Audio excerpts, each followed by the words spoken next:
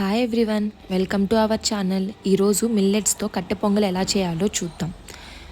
బ్రేక్ఫాస్ట్గా అయినా డిన్నర్ లైట్గా చేయాలనుకున్నప్పుడైనా ఇలా మిల్లెట్స్తో ఒకసారి పొంగల్ చేసి ట్రై చేయండి, తప్పకుండా నచ్చుతుంది. కట్టె పొంగలి ప్రిపేర్ చేయడం కోసం ఒక కుక్కర్లోకి 1 కప్పు జొన్న రవ్వ తీసుకుంటున్నాను. మీరు ఈ జొన్న రవ్వ ప్లేస్లో ఏ మిల్లెట్స్ అయినా తీసుకోవచ్చు. కొర్రలు, సాములు మీకు నచ్చింది యూస్ చేసుకోవచ్చు. సేమ్ కుక్కర్లోకి 1/2 కప్పు సాయి పెసరపప్పు తీసుకుంటున్నాను. మనకి సాయి పెసరపప్పు కూడా ఈజీగా మార్కెట్లో దొరికేస్తుంది. వాటర్ పోసుకొని 3 to 4 టైమ్స్ బాగా వాష్ చేసుకోవాలి. అలా వాష్ చేసుకున్న తర్వాత ఇందులోకి మొత్తం 4 కప్స్ ఆఫ్ వాటర్ పోసుకోవాలి. అంటే 1 కప్పు మిల్లెట్స్కి 4 కప్స్ ఆఫ్ వాటర్ పోసుకుంటే కరెక్ట్గా సరిపోతుంది.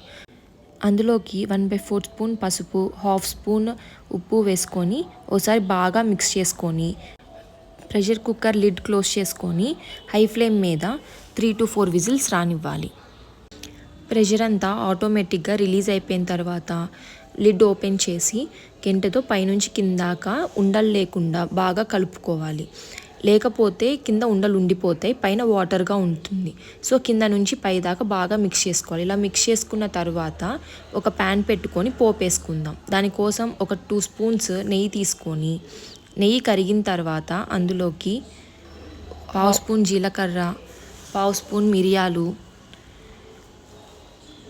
ఒక 10 జీడిపప్పు పొలుకులు వేసుకొని జీడిపప్పు రంగు మారేదాకా వేయించుకోవాలి. బాగా కాదండి, కొంచెం లైట్గా రంగు మారితే చాలు.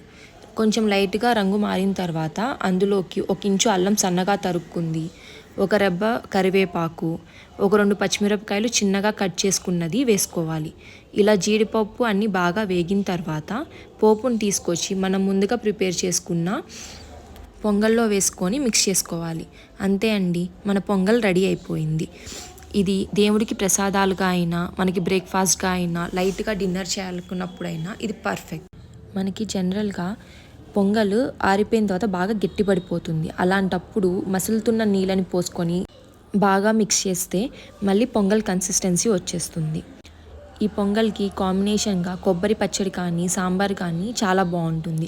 మీరు కూడా తప్పకుండా ట్రై చేసి ఎలా వచ్చిందో కమెంట్ సెక్షన్లో కమెంట్ చేయండి. అలానే please do like, subscribe our channel.